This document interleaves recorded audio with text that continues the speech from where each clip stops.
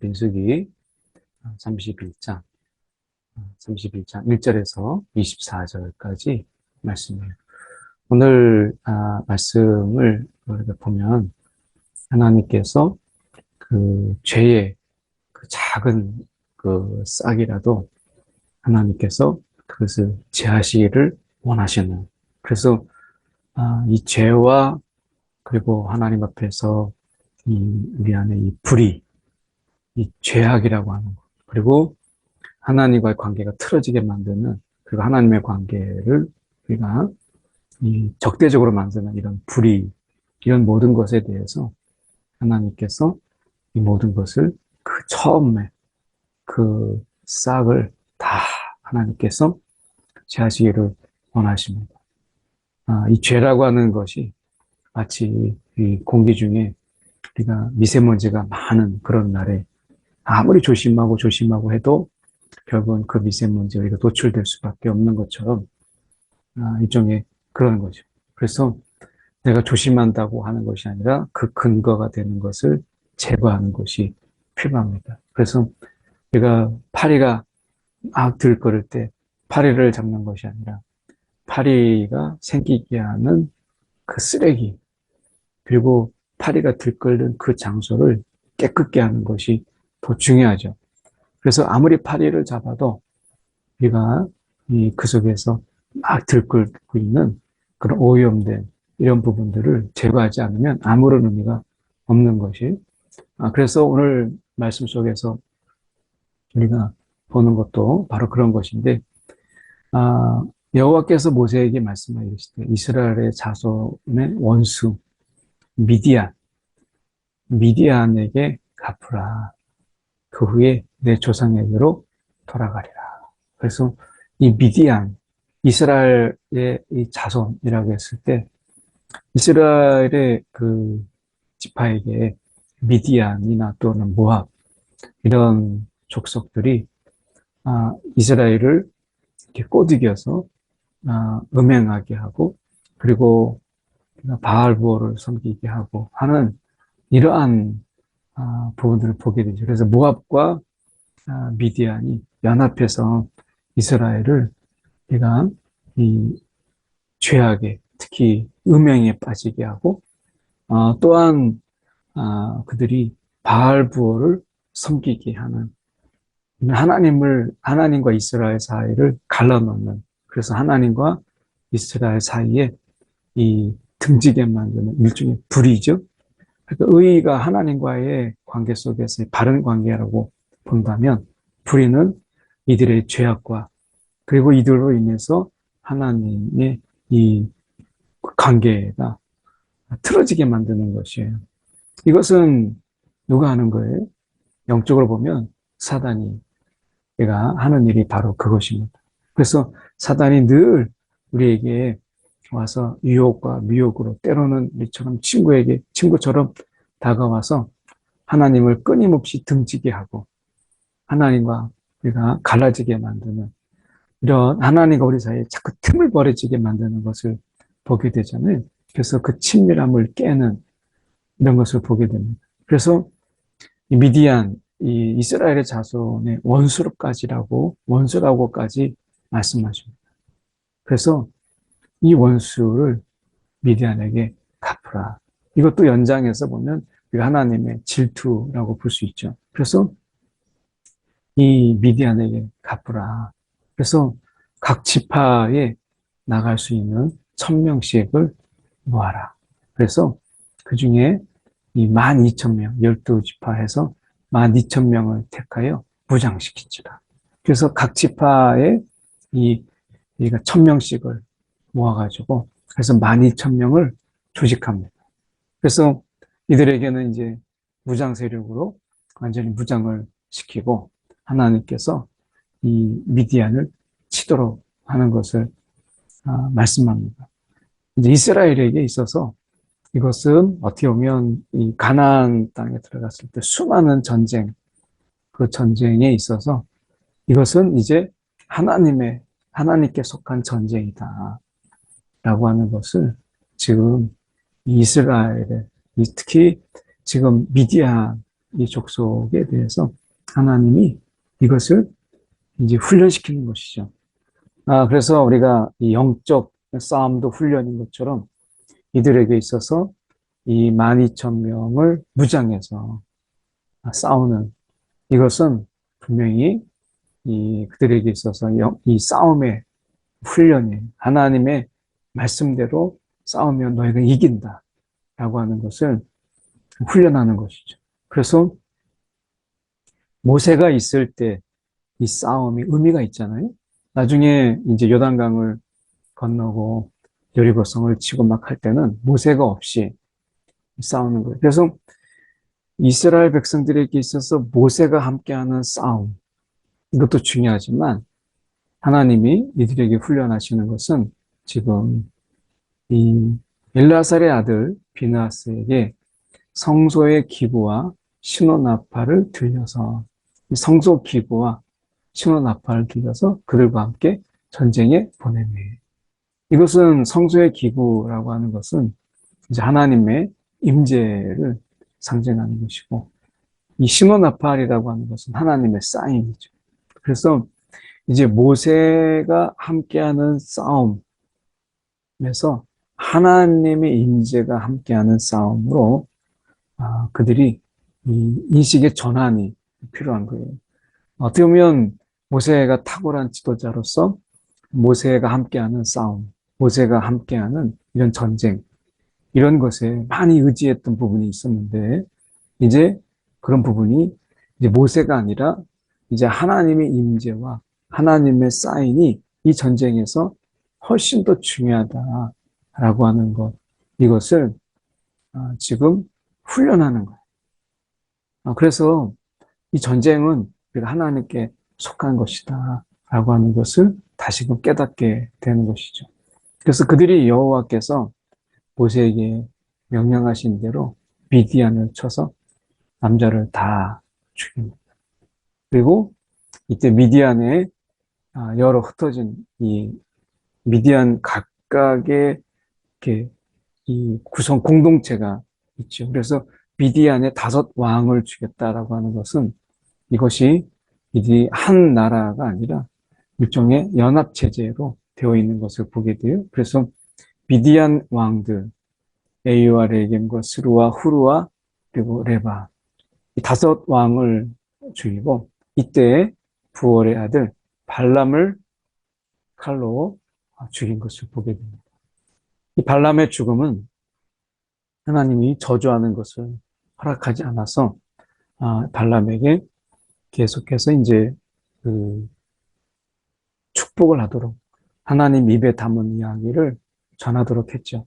그러나 우리가 이 발람이 결국에는 이스라엘을 넘어뜨리려고 하는 전략과 앞에서는 축복하지만 결국에는 뒤에서 이스라엘을 넘어뜨리는 그래서 모압과 미디안이 연합해서 이스라엘을 음행과 바알보를 섬기게 하는 우상을 섬기게 하는 그러한 어떤 전략 이것을 제공했던 인물이 발람입니다. 그래서 발람을 칼로 죽이죠.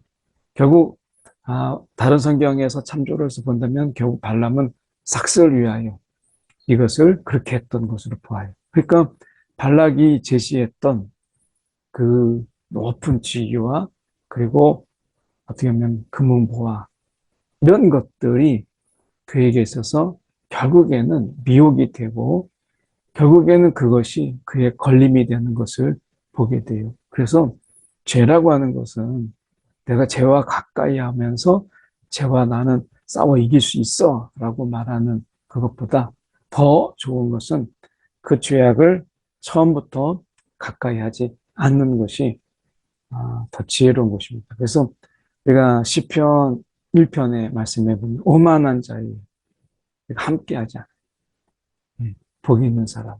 그래서 어떻게 보면 그들과 함께 어울리지 않는다.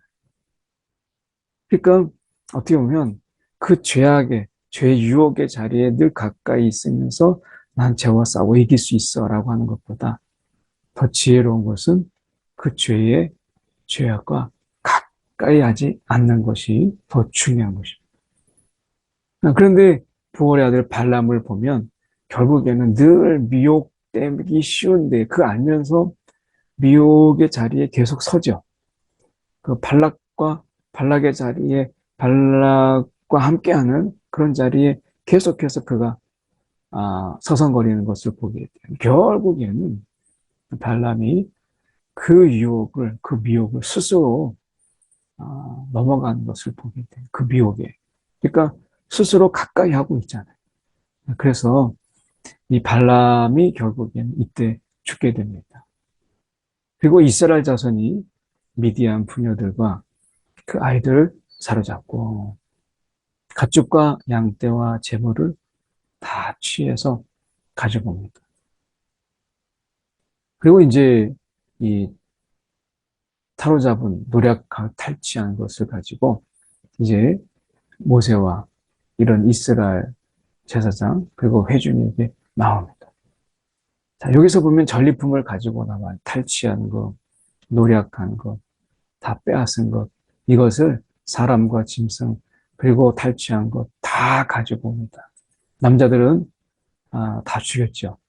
그래서 여기에서 보면 이 그들이 이야기할 때 이 부녀와 아이들은 사로잡고 했지만 그들이 지금 말씀 속에서 우리가 보면 결국에는 지금 이들이 잡아서 어떻게 하면 이제 끌고 온 이런 사람들을 보면 미디안 부녀, 미디안의 이 부녀들과 아이들, 이들을 다 사로잡고 그리고 가축과 양떼와 재물을 다 탈취해서 가지고 옵니다. 물론 여기서 보신 것처럼 우리가 이 남자들은 다 죽였어요. 이것은 나중에 이제 보복이다 이런 위험성이 있는 것이죠. 그래서 이제 다 죽였습니다. 그런데 여기서 보면 여호와께서 모세에게 명령하신 대로라고 하는 이 부분이 중요하죠.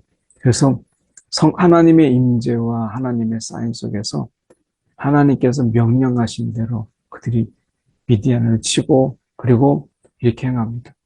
그런데 여기서 이제 문제가 발생하죠.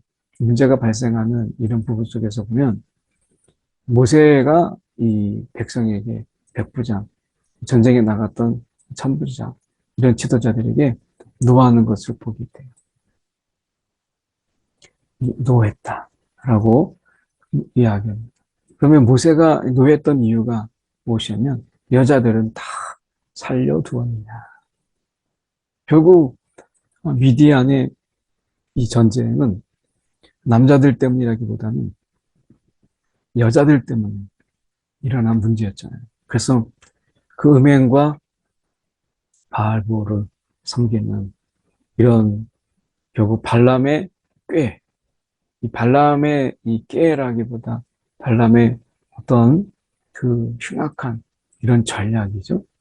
이것을 따라서 부월 사건에서 이 연병이 일어나서 그 많은 사람이 죽게 된 것을 이 복수를 지금 하는 건데 이 원수를 지금 갚는 건데 지금 그들이 이것을 잊어버렸어요.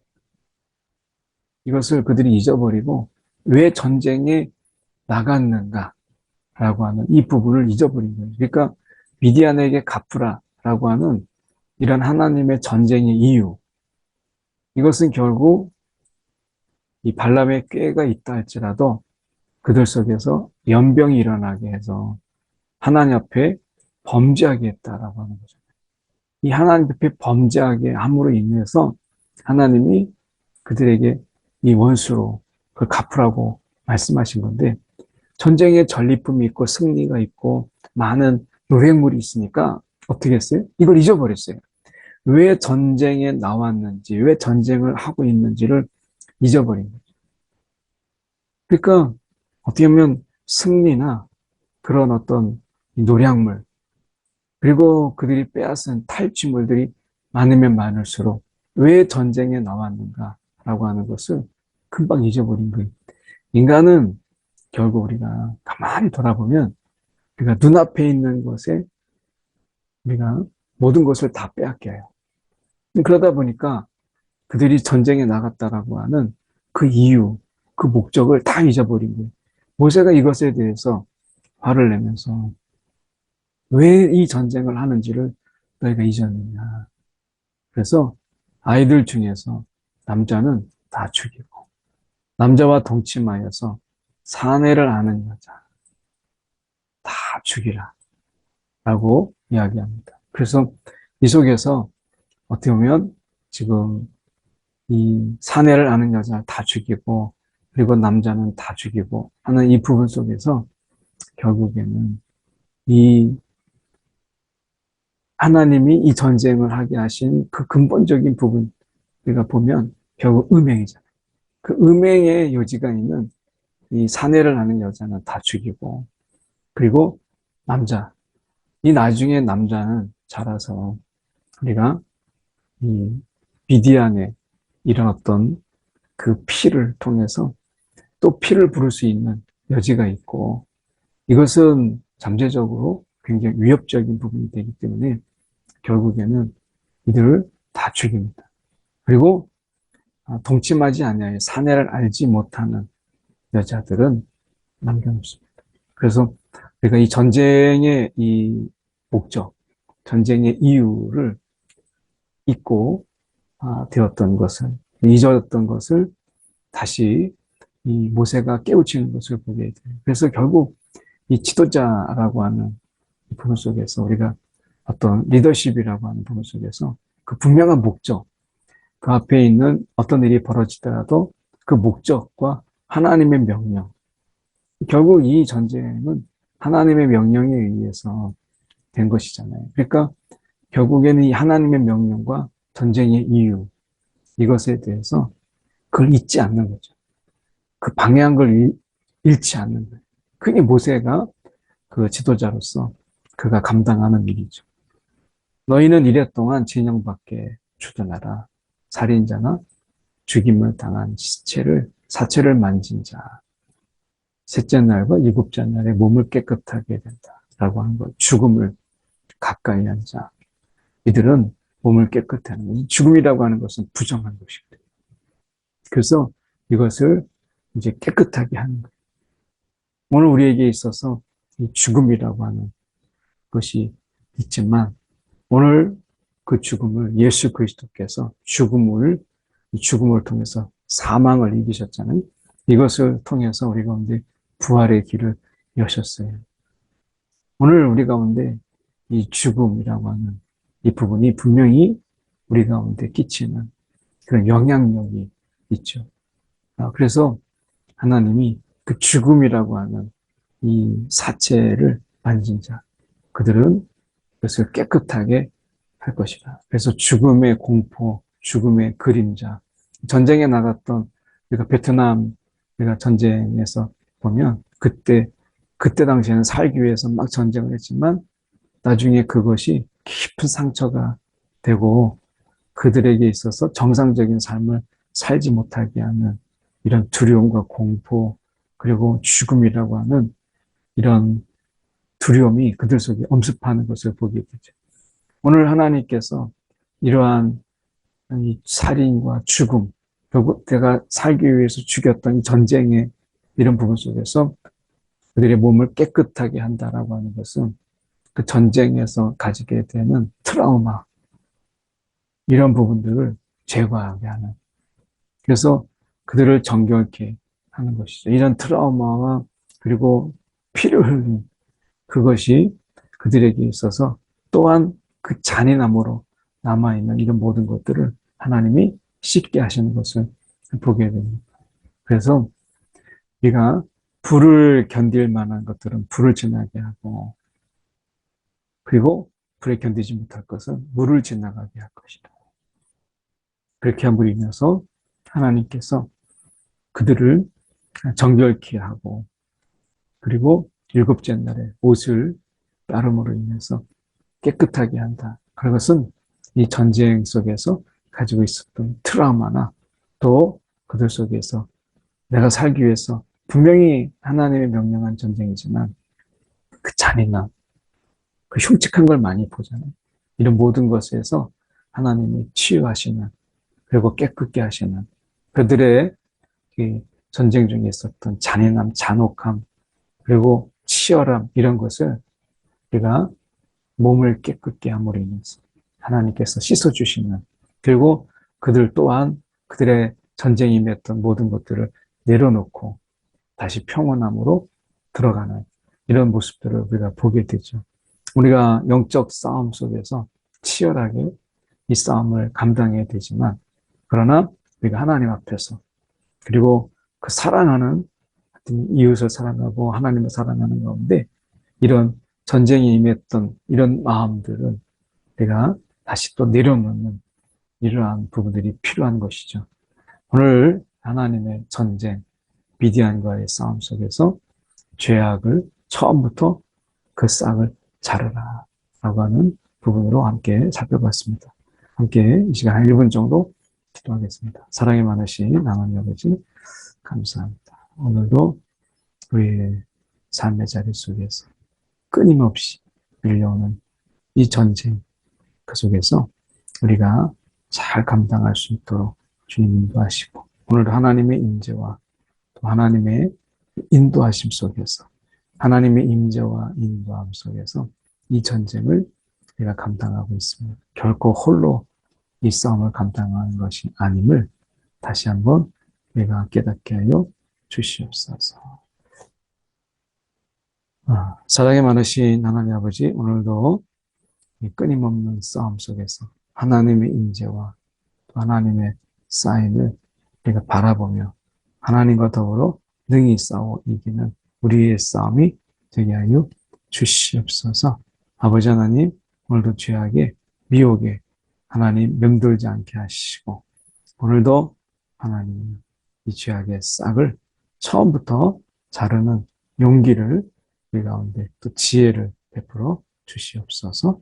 살아계신 예수 그리스도를 받들어 기도드립니다. 아멘.